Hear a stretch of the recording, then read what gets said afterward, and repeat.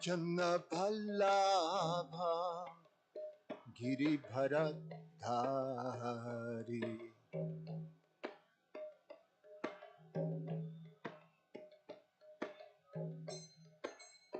Yashodanandana Braja Jana Ranjana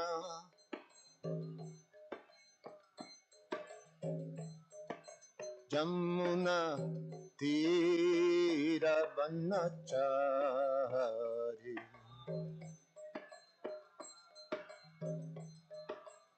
Jaya Radha Madhava Kunja Bihari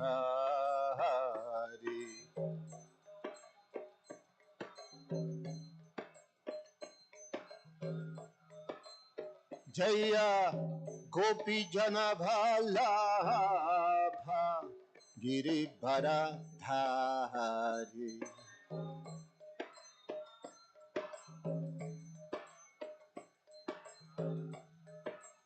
Jashodanandana Braja Jana Ranjana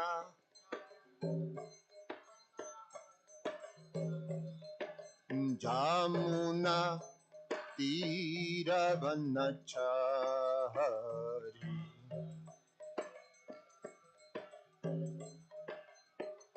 Jaya Radha Madhava Kunja Bihari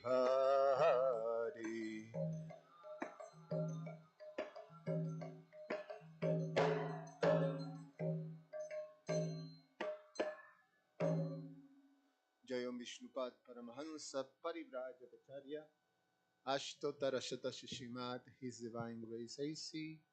Bhaktivedanta Swami Srila Prabhupada Ki Ananta Koti Vaishnava Vrinda Ki Grantarash Shimam Bhagavatam Ki Nitai Gaura Premanandi. Oh, glories to the assembled devotees. Oh, glories to the assembled devotees. Oh, glories to the assembled devotees. Oh, glories to Shishiguru and Shigoranga.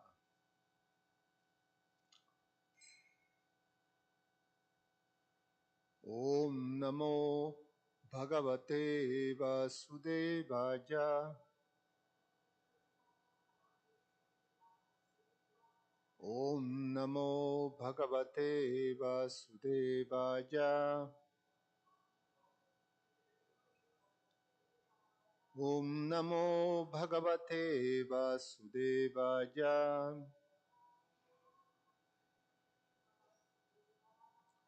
Reading from Srimad Bhagavatam, Canto 10, the Summon Bonum, Chapter 87, the Prayers of the Personified Vedas, Text 4 through 7. Text number 4. Everybody have it?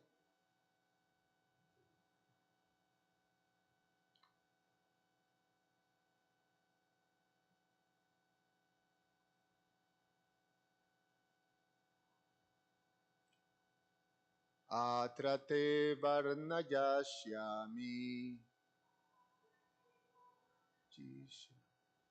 Atrate varnajishyami.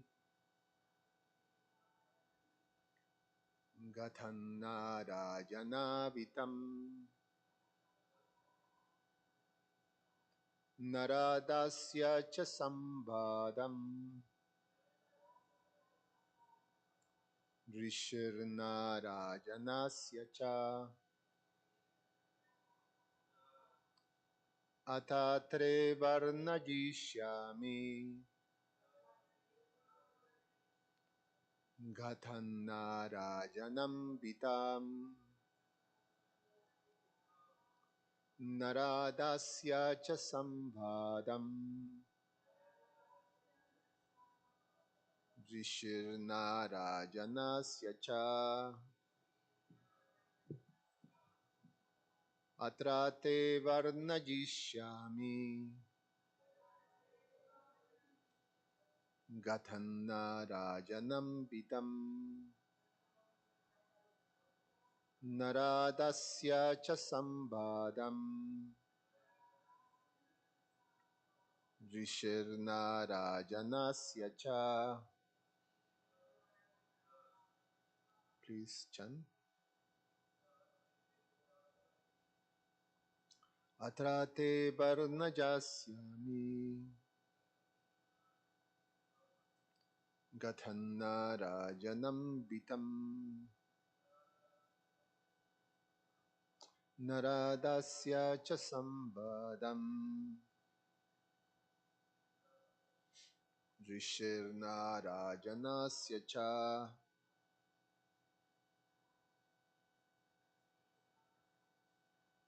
Atrate varnajishyami Gathanarajanam bitam Naradasya cha sambadam Rishirnarajanasya cha Atrate varnajasyami Gathanarajanam bitam Naradasya cha sambadam Rishirnarajanasya cha. Atra, in this connection, te, to you, Varnajishyami, I will relate Gatham, an account, Narayana, Narayana Amvitam, concerning the Supreme Lord Narayana, Naradasya, of Narada, Cha, and Sambadam, the conversation, Rishi Narayanasya, o Sri Narayana Rishi, Cha, An.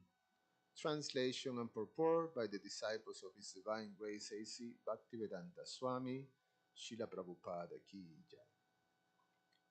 In this connection, I will relate to you a narration concerning the Supreme Lord Narayana. It is about a conversation that once occurred between Sri Narayana Rishi and Narada Muni. Purport. Lord Narayana is connected in two ways with the following narration: as its speaker and as the subject it describes. Text number 5. Ekada narado lokam paryatam bhagavat priya sanatanan rishidrastum jayau narajanashramam. Translation. Once, while traveling among the various planets of the universe, the Lord, beloved devotee Narada, went to visit the primeval sage Narayana at his ashram. Text number 6. Yovai bharate varshasmin shemaya swastaye ninam dharmagyanan samopetam akalpat astitastapa. Translation. From the very beginning of Brahma's day, Lord Narayana Rishi has been undergoing austere penances in the land of Bharata, while perfectly performing religious duties and exemplifying spiritual knowledge and self-control, all for the benefit of human beings in both this world and the next. And text number 7. Tatropavishtan rishivi kalapa grama vashivi paritam pranato prichat idam eva kurudvabha. Translation. There, Narada approached Lord Narayana Rishi who was sitting amidst sages of the village of Kalapa. Kalapa. After bowing down to the Lord, all heroes of the Kurus, Narada asked him the very same question you have asked me. Om Jnana Timirandasya Jnananjana Shalakaya Chakshur Ummilitam Yena Tasmai Sri Gurube Namaha Nama Om Vishnupadaya Krishna Prasaya Vitale Shimate Romapada Swami Iti Namine Nama Om Vishnupadaya Krishna Prasthaya Bhutale Shrimate Bhaktivedanta Swamin Iti Namine Namaste Saraswate Deve Gauravani Pracharine Nirvishesha Shunyavadi Pashatyade Shatarine Vanchakalpa Tarubhyascha Kripa Sindhu Vyaevacha Patitanam Pavanebhyo Vaishnavebhyo Namo Namaha.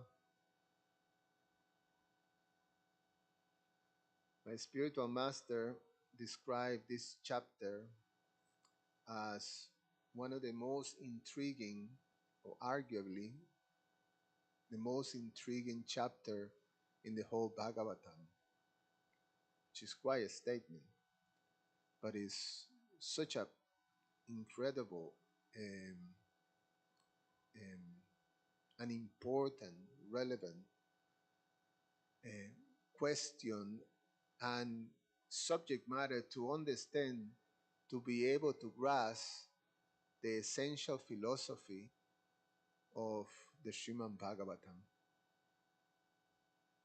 So the description that is going to be through the chapter is centered about the proper understanding of the absolute truth, and from the perspective of the personified Vedas, giving revealing that truth, that absolute truth.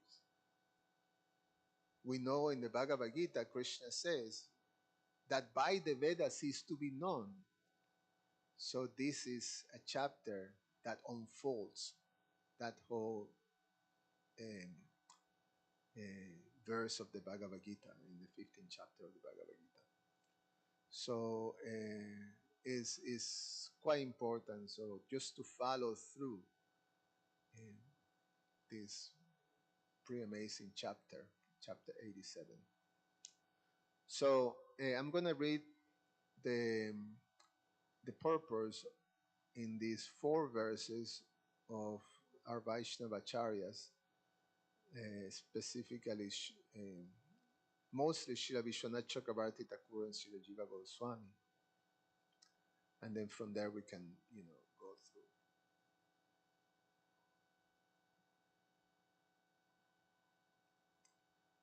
So in text number 4, again the Bhaktivedanta purport says that Lord Narayan is connected in two ways with the following narration, as a speaker and as a subject matter. This narration that is going to be that Srila Sukadev Goswami is telling now Maharaj Parikshit is going to involve Lord Narayana Rishi, Sri Narayana Rishi explaining to Narada Muni um,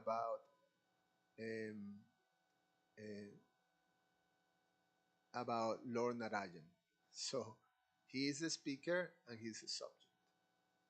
So it's quite something. So Srila Vishwanath Chakravarti Thakur comments on that verse. To reinforce the faith in what was said, he relates a history concerning this subject.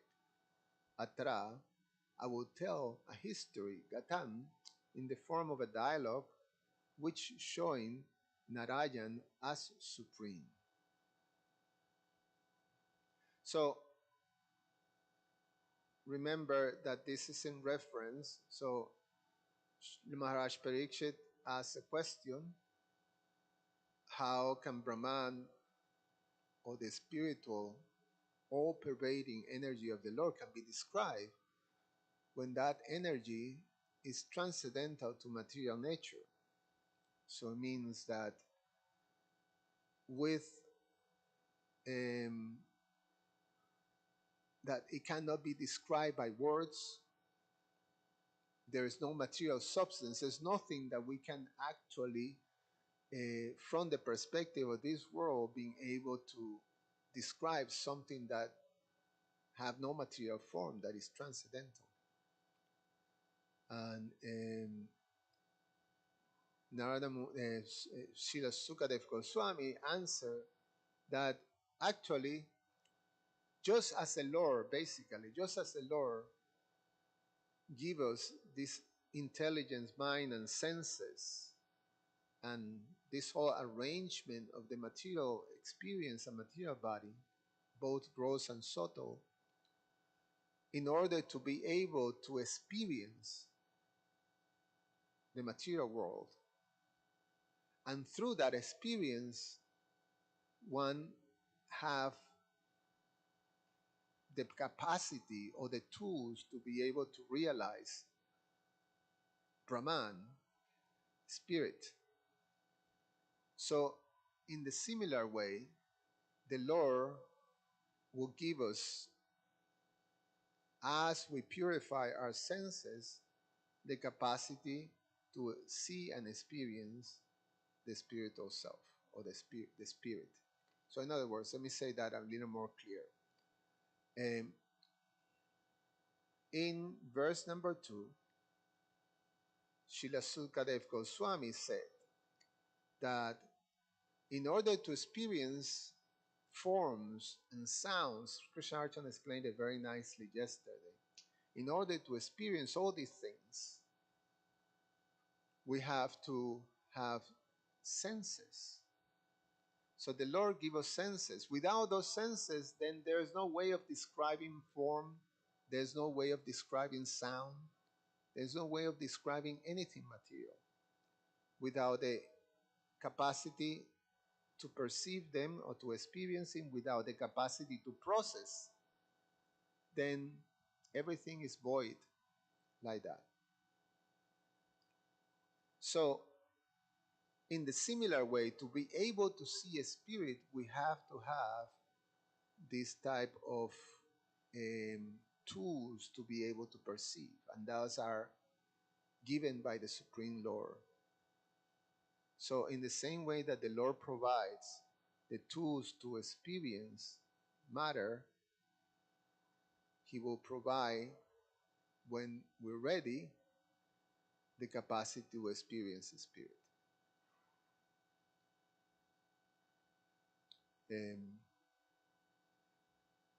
Lord Brahma says, Premanjana Churito Bhakti Vilochanena, that there is a spiritual eye that can be opened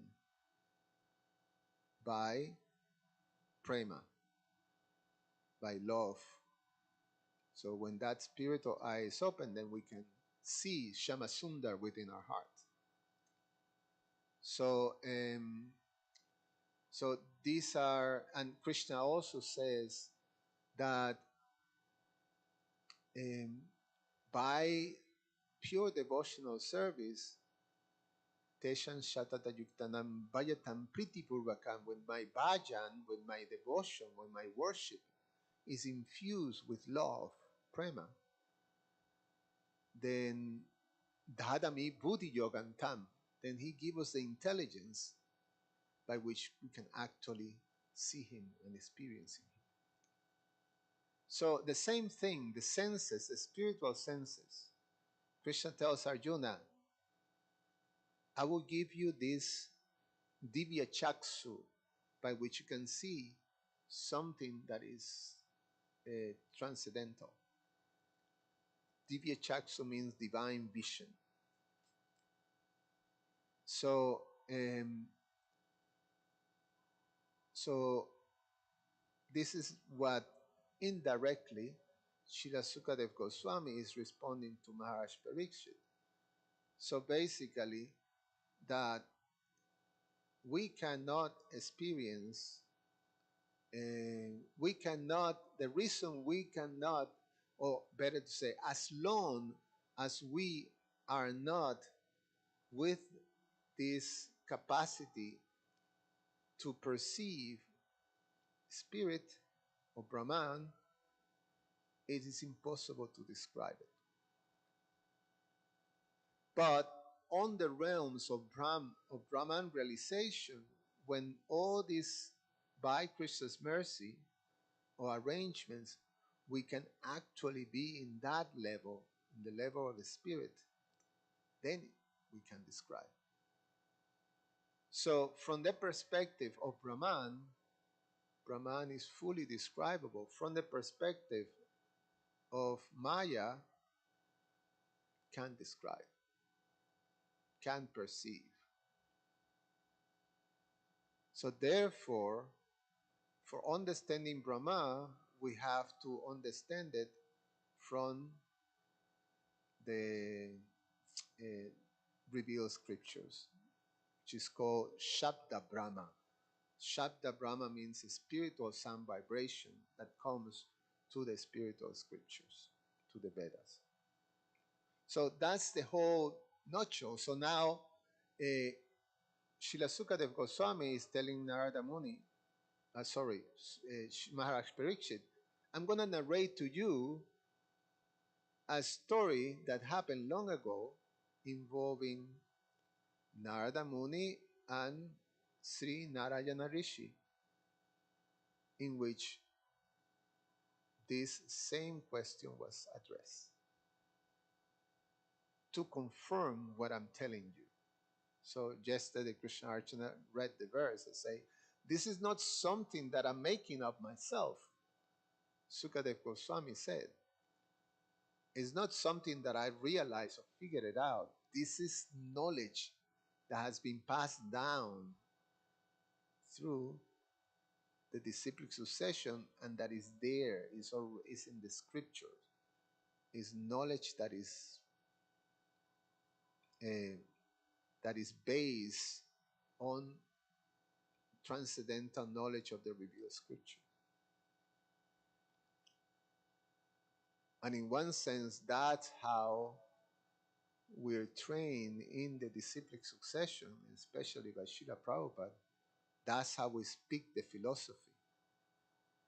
We speak the philosophy, whatever we said have to be anchored or connected to the scriptural evidence. So therefore, Prabhupada trained us to quote verses or quote a passage or, things like that. Everything have to be connected like that.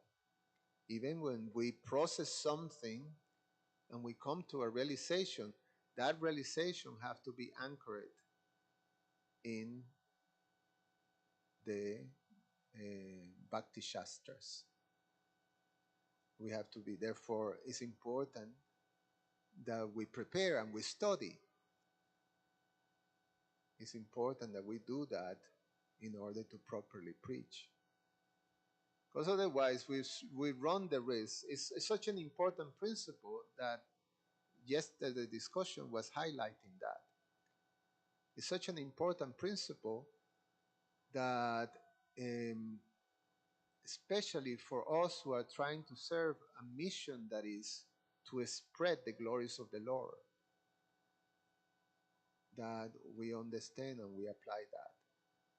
That if we don't do that, we run the risk of our, internal personal narrative can mix in with these transcendental messages, and it waters it down in one sense. It's not necessarily, uh, um,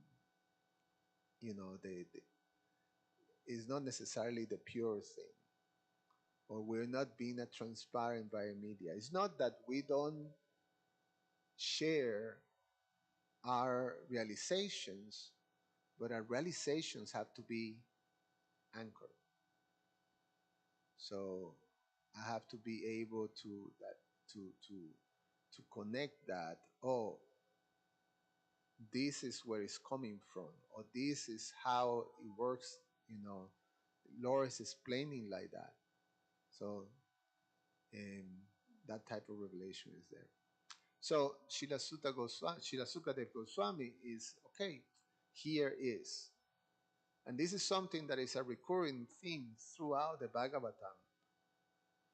That in order to answer a question, because the Bhagavatam is all about questions and answers. In order to answer a question, then a passage from the scripture is quoted. So many times. So this is one of those cases. So as we go through this chapter, we're going to be enjoying and going deeper into this very exciting presentation. Such an important and relevant thing. So, okay. So, Srila, um, Srila Jiva Goswami comments on the verse. In this connection, I will relate a story which happened long ago. The story concerns Narayana, the shelter of the three Purushas who create Mahatattva and the shelter of all jivas. This refers to Swayam Bhagavan Krishna, the real Narayana, as expressed by Brahma in Srimad Bhagavatam 10:14-14. Thus, this story is consistent with the beginning and conclusion concerning Amvitam Krishna. Since Narada, a great devotee, was involved, this story glorified the Lord and was conclusive. He is described in the next verse as dear to the Lord. This story is in the form of a conversation between Narada and the sage Narayana. This excludes Narayana of the spiritual world and Narayana residing in the milk ocean.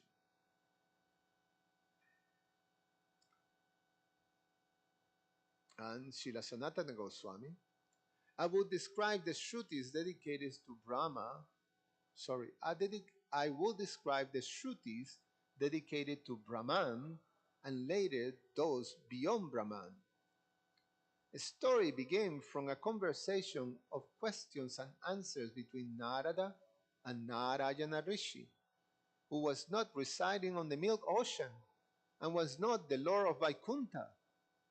The two words cha indicate that the conversation was primarily between the two of them, or I will relate that conversation in which the Lord Narayana praised by the Shrutis was understood Ambitam by being described. So, setting the scene, interesting how Srila Jiva Goswami um, brings at the end everything refers to Swayam Bhagavan Krishna, which is the origin of all incarnations. Srila Sutta Goswami, when responding to the answers of the sages of the Namisharanya, please describe the Lord's different incarnation.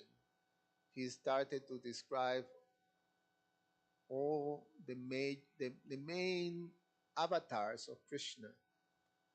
And the sages Narayana were described as the four.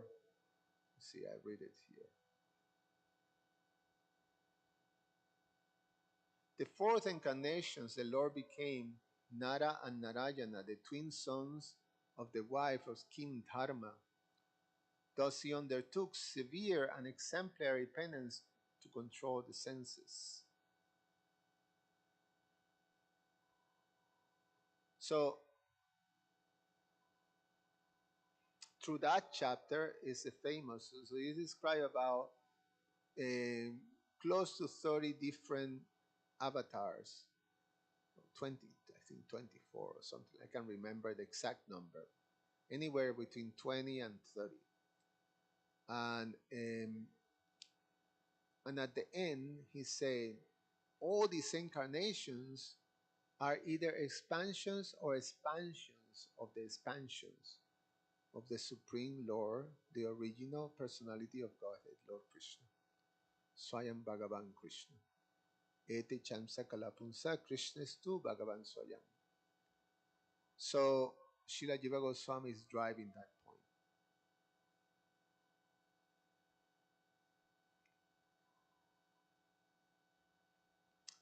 In text number 5, that started with the narration of Narada, the dear devotee of the Lord, went to the ashram of Narayana Rishi.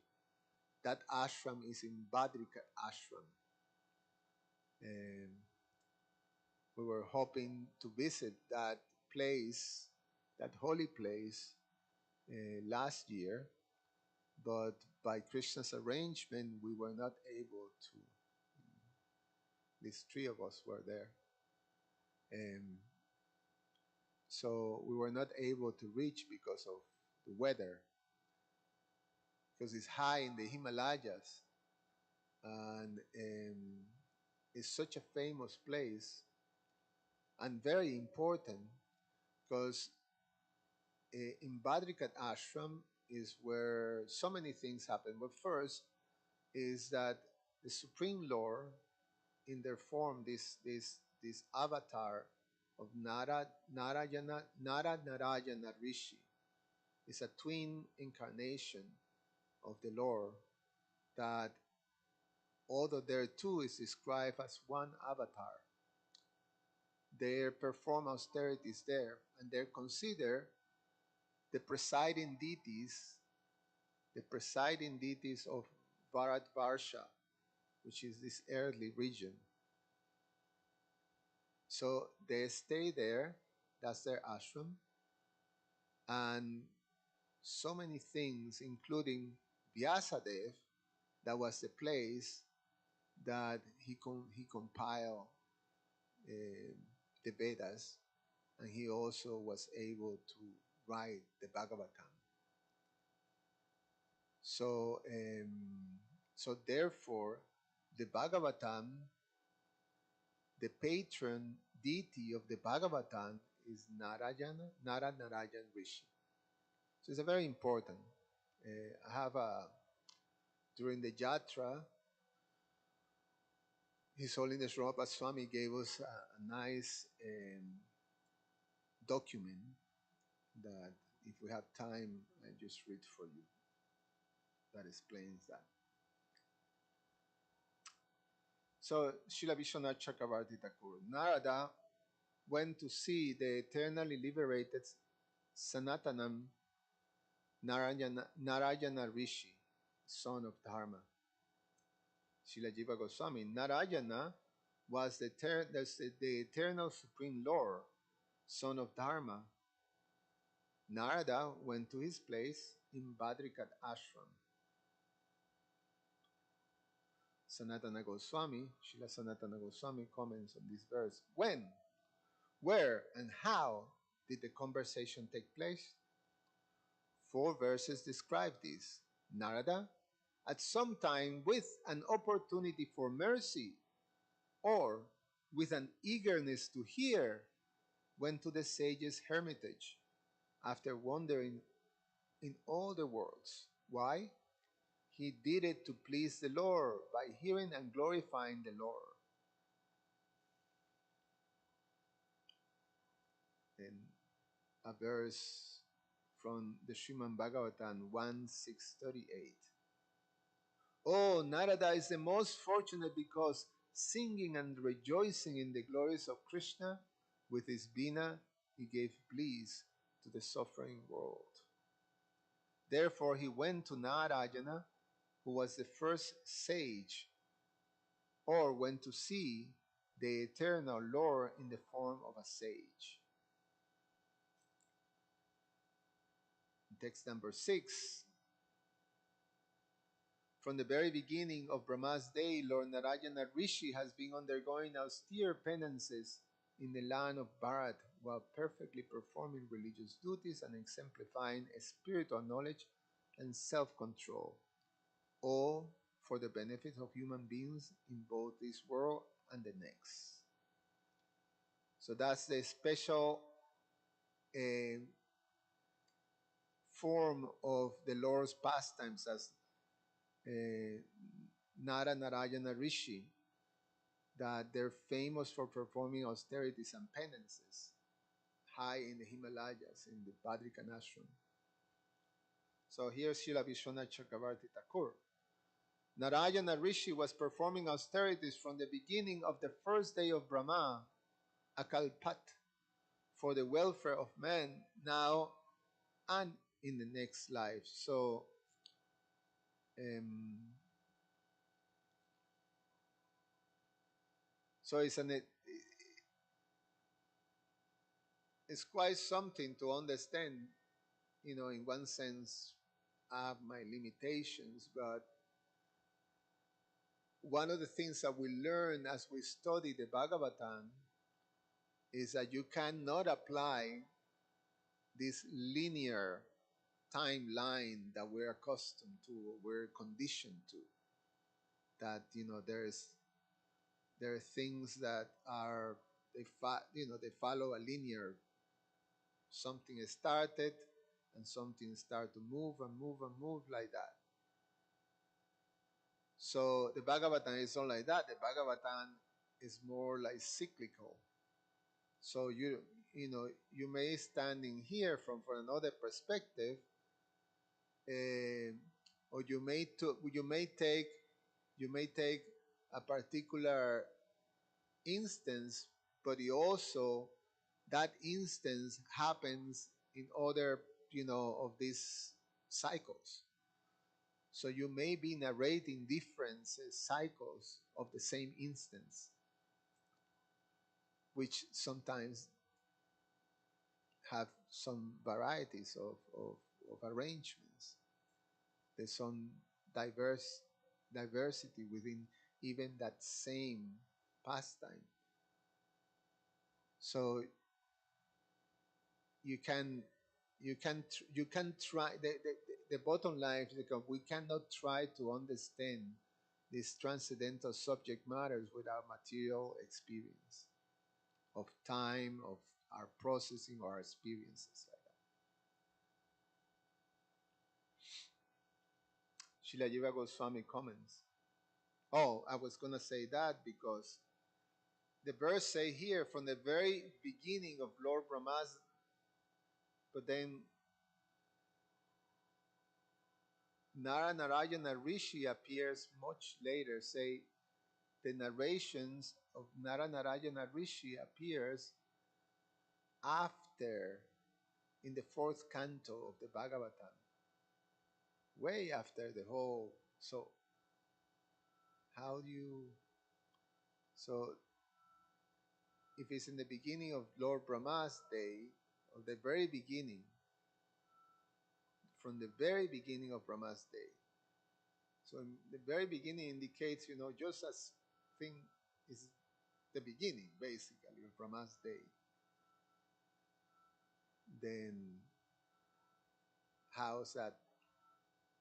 But what is not saying necessarily is which day of Lord Brahma. So you know, there's a lot of depth on this thing, and our limited situation is we have to take it as it is. You know, we have to take the essence, and that's what these great Vaishnavacharyas is helping us. This verse, Shilajiva Goswami, this verse shows the reason why he is called a sage and describes pastimes of compassion. He was situated in austerity, his swadharma, endowed with jnana, dharma, and shama in order to teach the people for auspiciousness in this life and future life. Dharma means process suitable for bhakti. Jnana means knowledge of the Lord. Sama means contemplation of the Lord. He who was so engaged from the beginning of Brahma's day. Srila Sanatana Goswami comments, this verse gives the reason for the Lord's being a sage. It was his great mercy to the world. He performed penance in Bharat, which is famous as a place of karma in all the worlds. Quote, the Devatas sin, what pious acts did these residents perform? Or was the Lord simply pleased with them, by which they obtained a birth suitable for the service to Mukunda in the area of Bharata? Whereas we can only desire this, but not obtain it. This was, in the fifth canto, the demigods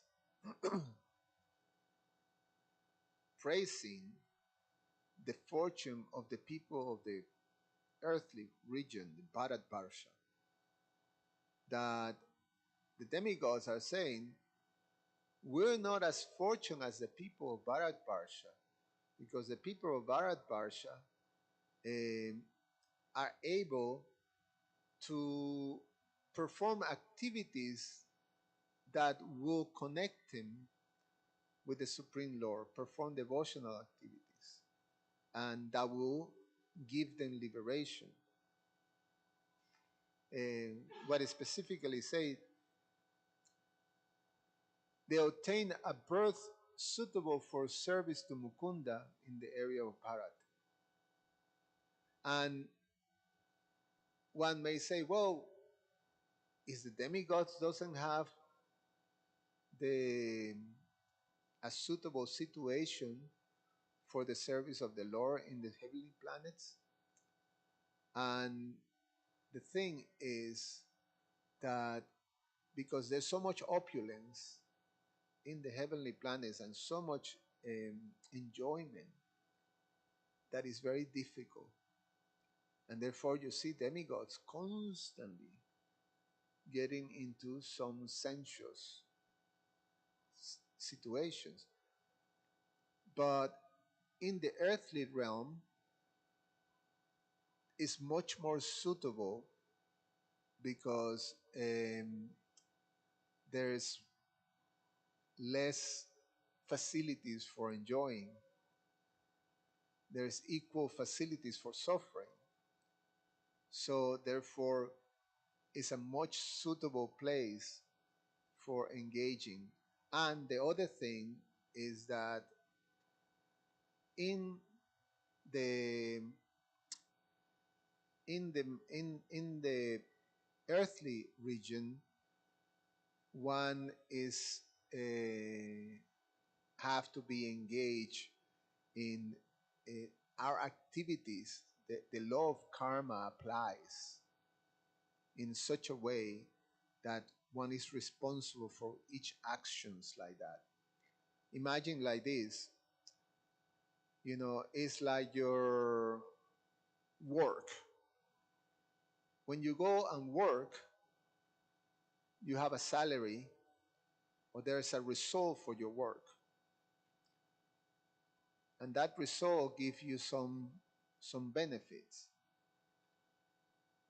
And if it's honest work, you receive something that then you can use to enjoy. So you do honest work and you gain some wealth, and then you use that wealth for enjoying. So you go into a month vacation, and during that vacation, you're not you're not creating wealth, you're using your wealth. If you're a criminal and you take wealth in a criminal way and you get caught, then you're sent to jail and you spend some time in jail. In jail, you're not creating wealth, but you're suffering the results of your work. So the land of Bharat is where we work.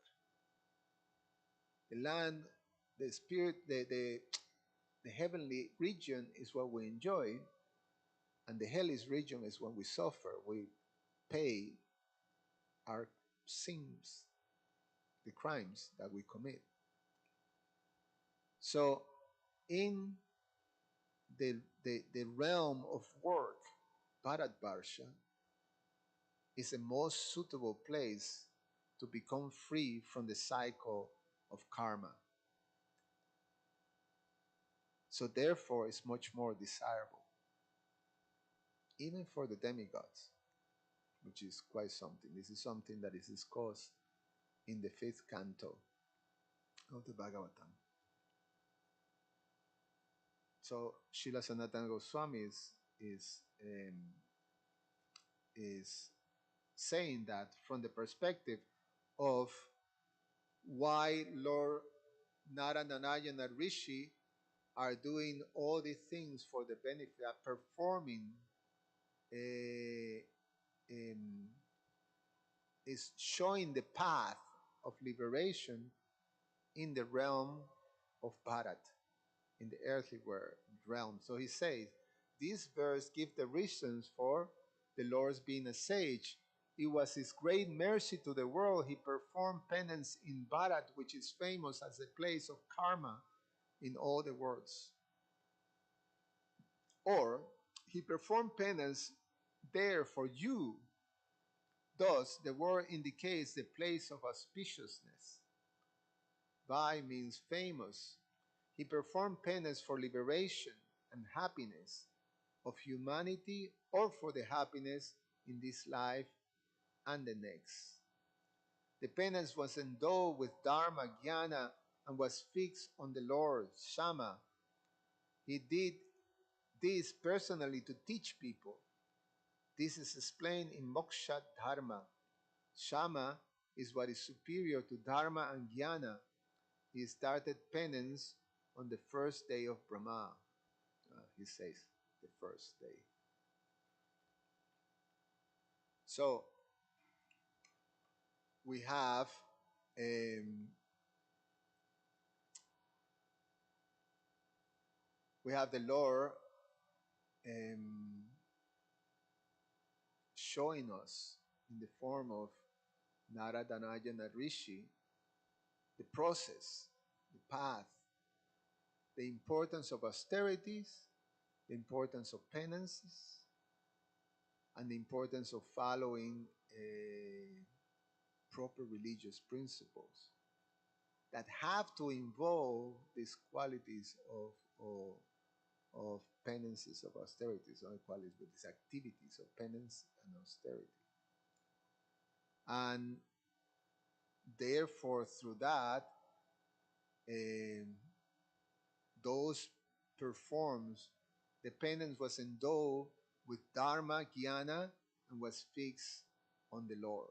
So it's a process, it's the essential process that is given for self-realization in the realm, in the earthly realm. And so they're considered presiding deities of the early realm that are teaching this.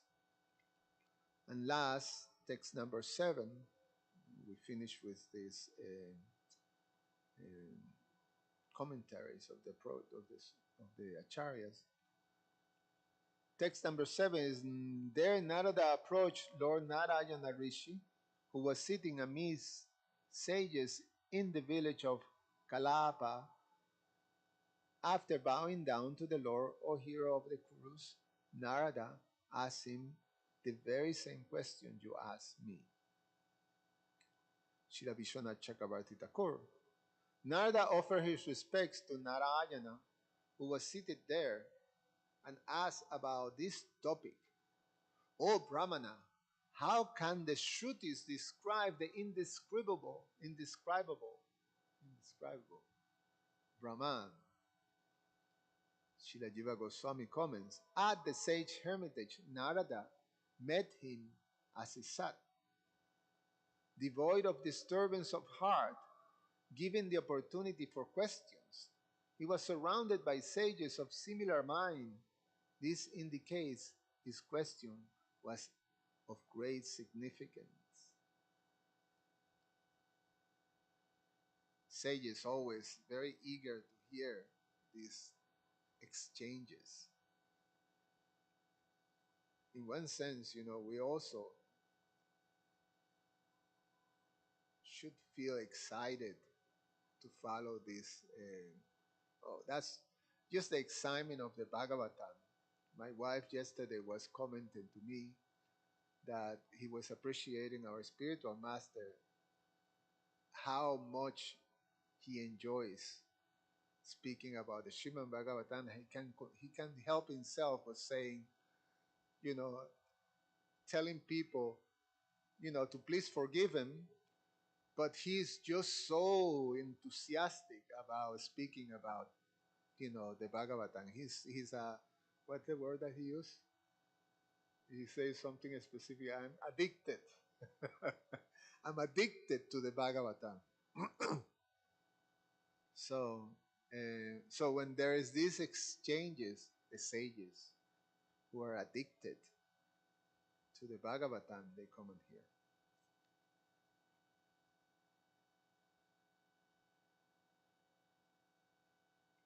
O Parikshit, born of a great dynasty, your question is appropriate, being the same as that of Narada.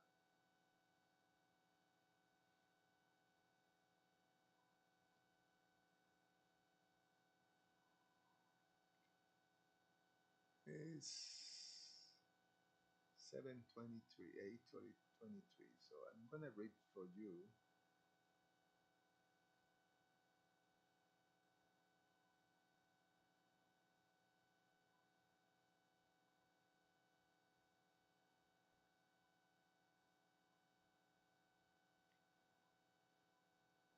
This is we were talking about the fifth canto, and the fifth canto, Srila Sukadev Goswami is describing the whole universe to Maharaj Parikshit. So he's describing all the different, the whole how the whole universe unfold, and specifically, he in the part that he described Bharatvarsha, um, then he goes on to describe uh, this island of Jambadweep. So this chapter in the fifth canto is chapter 19, a description of the island of Jambadweep. There's many different islands that are part of this earthly region, and there's 9 of them, and they all describe. So this is one, Jambadweep. They all have these amazing trees and mountains, and most of these islands are named after a tree. So there is a tree that is called Jambu. So this and the tree has a fruit. I can't remember which fruit is a Jambu fruit. Uh, but it's of the regular fruits. There's one of the islands have a mango tree, and in general, when the fruit fell into the ground, then it breaks, and then it creates. They're so big. I mean, these trees are indescribable. And when they fall, the fruits they create rivers of the fruit juice like that. So Jambadweep has the description of Jambadweep explains that you have this huge jambu tree, so then it's called Jambadweep. So in this island, in this chapter, then there's a description of Lord Naranarayana.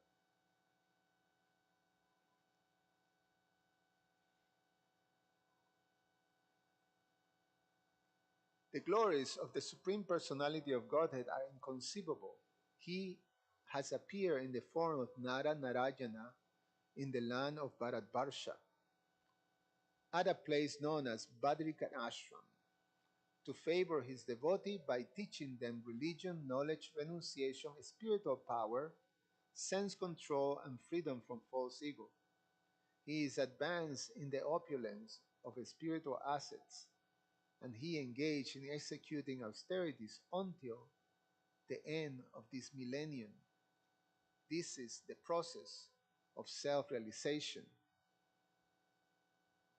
In his own book, known as Narada Pancharatra, Bhagavan Narada has very vividly described how to work to achieve the ultimate goal of life, devotion, through knowledge and through execution of mystic yoga system.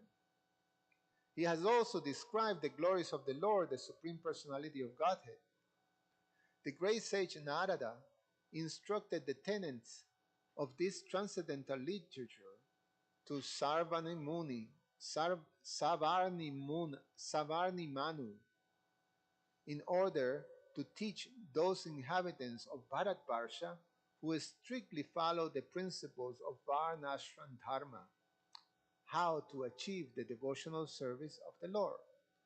Thus, Narada Muni, along with the other inhabitants of Bharatvarsha, always engages in the service of Nara Narayana and chants as follows. So these are the prayers, or this is the hymns that Narada Muni, along with all the inhabitants of Bharatvarsha, chants in glorification of Lord Nara Narayana Rishi.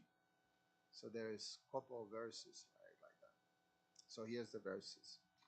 I wish I can chant it the Sanskrit because it must be very beautiful, but it's one of those complicated ones, so I don't have the meter for that. The translation of that prayer or that chant is, let me offer my respectful obeisances unto Nara Narayana, the best of all saintly persons, the Supreme Personality of Godhead. He is the most self controlled and self realized. He is free from false prestige, and he is the asset of persons who have no material possession.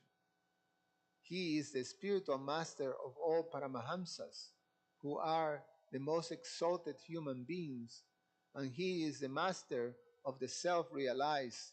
Let me offer my repeated obeisances at his lotus feet. Narada, the most powerful saintly sage, also worshipped Nara Narayana by chanting the following mantra. So here's another mantra. The Supreme Personality of Godhead is the master of the creation, maintenance, and annihilation of this visible cosmic manifestation, yet he is completely free from false prestige. Although to the foolish he appears to have accepted a material body like us, he is unaffected by bodily tribulations like hunger, thirst, and fatigue. Although he is the witness who sees everything, his senses are unpolluted by the objects he sees. Let me offer my respectful obeisance unto the unattached, pure witness of the world, the Supreme Soul, the Personality of Godhead. O my Lord, Master of all mystic yoga, this is the explanation of the yogic process spoken by Lord Brahma, Hiranyagarbha, who is self realized. At the time of death, all yogis give up the material body with full detachment simply by placing their minds at your lotus feet. That is the perfection of yoga. Materialistics are generally very attached to their present bodily comforts and to the bodily comforts they expect in the future. Therefore, they are always absorbed in thoughts of their wives, children, and wealth, and are afraid of giving up their bodies, which are full of stool and urine. If a person engaged in Krishna consciousness, however, is also afraid of giving up his body, what is the use of having labor to study the Shastras? It was simply a waste of time. Therefore, O Lord, O Transcendence, kindly help us by giving us the power to execute Bhakti Yoga so that we can control our restless minds and fix them upon you. We are all infected by your illusory energy.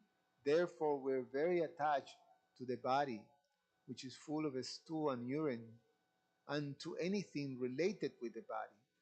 Except for devotional service, there is no way to give up this attachment. Therefore, kindly bestow upon us this benediction.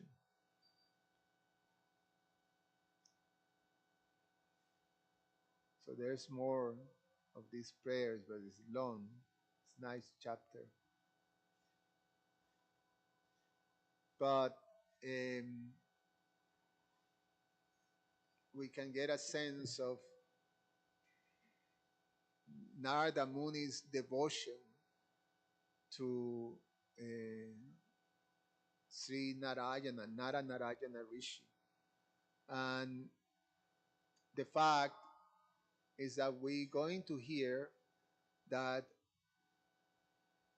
what in this same question that he asked, that was the same question that Maharaj Parikshit asked, then Lord Narayana Rishi are going to narrate the Bhagavatam in response, the glories of the Bhagavatam. So, so it is explained that after hearing from Narayana Rishi, uh, then Narada Muni, um, so sorry, in this particular situation, when in the island of Jambadweep, after having this exchange with Narayana Rishi, and uh, Narada Muni was able to hear the Bhagavatam from them, who are the presiding deities of the Bhagavatam. Then he went to Vyasadev, and that's when he instructed Vyasadev about the Bhagavatam too. So, so it's all very much connected. Vyasadev in Badrikan Ashram, and he compiled the Bhagavatam there. I'm going to stop here to see if there's any comments or questions.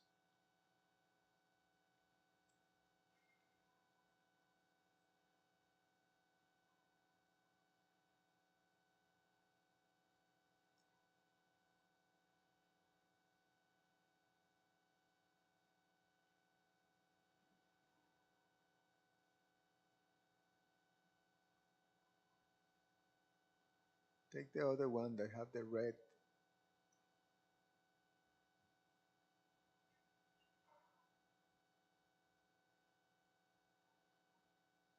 one that had the red cap. Yeah. Okay, that works. Thank you for the question. Um, way over my head, but it encourages me a lot to read over the chapter. I was reading some of it. It's way out. Yeah, It's true. so nice. But I'm trying to understand, when you I think it's saying that you have to be raised to the level of Brahma in order to explain or discuss Krishna's pastime. You have to at least come to that level, or it'll just be on a material level that you are trying to explain Krishna's pastimes.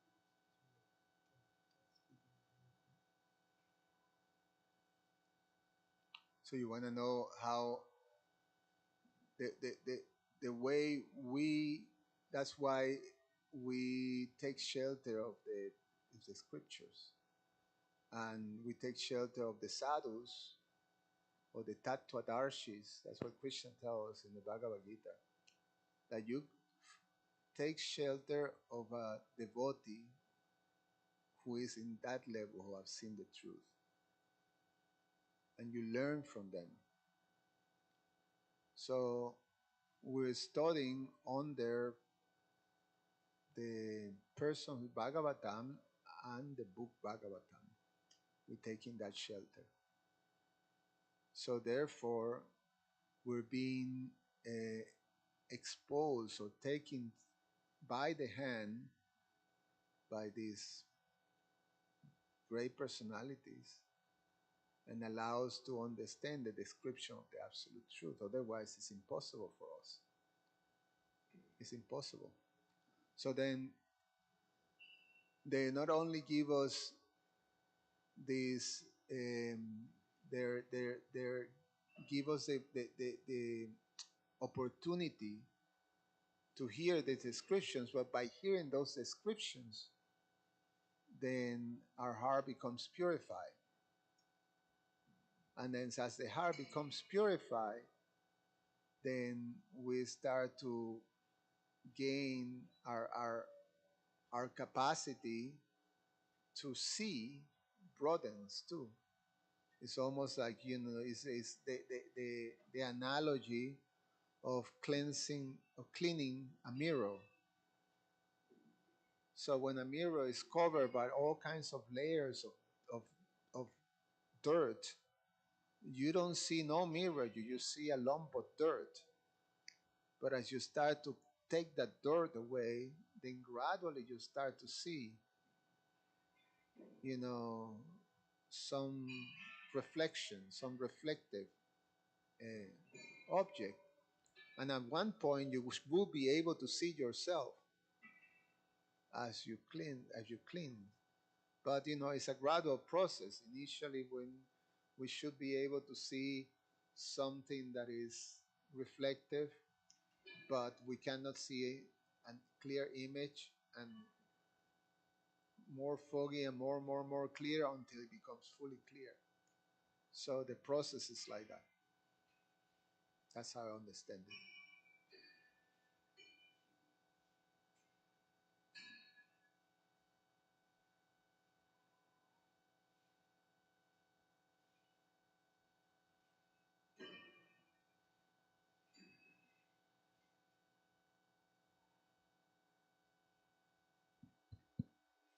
One more question. You were saying our realizations, the realizations that we have, it has to be backed up by. You have to be what? It has to be backed up by the scriptures, the Shastra. So if it's not backed up, does that mean it's not real? But we have to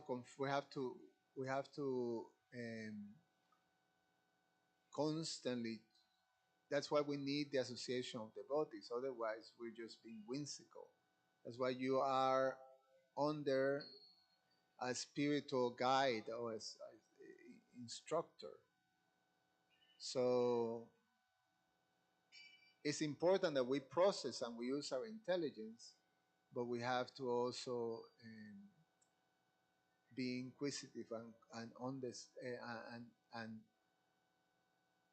try to place our inquiry to the devotees, to our spiritual master, and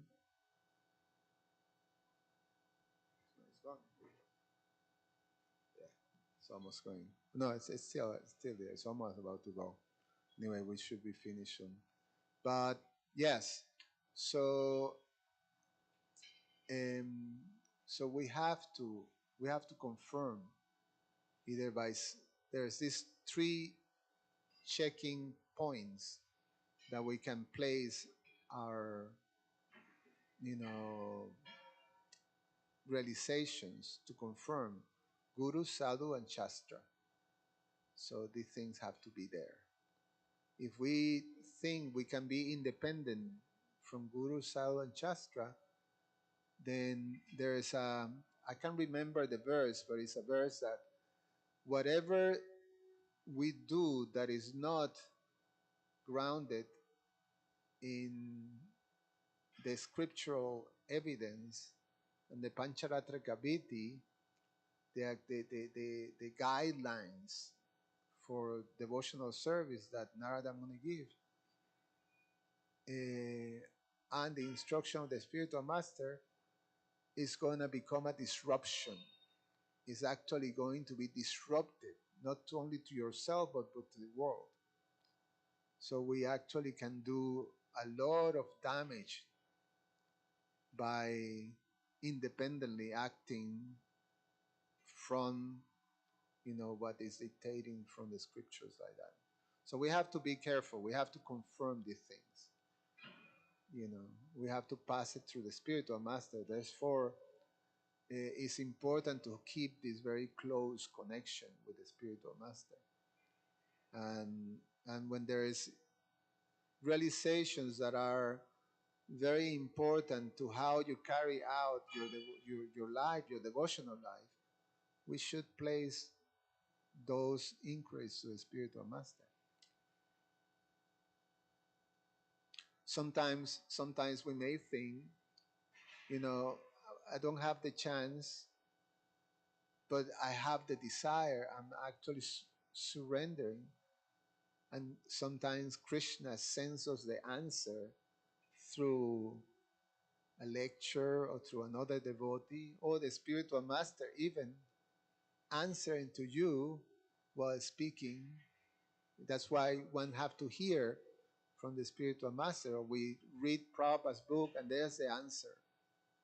Or we read, the words of a great spiritual master and there's the answer.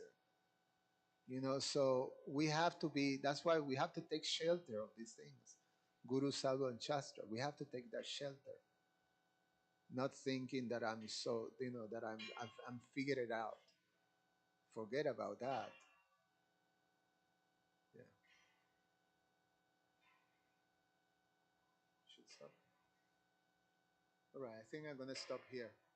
Grantara Shiman Bhagavatam Ki Jai.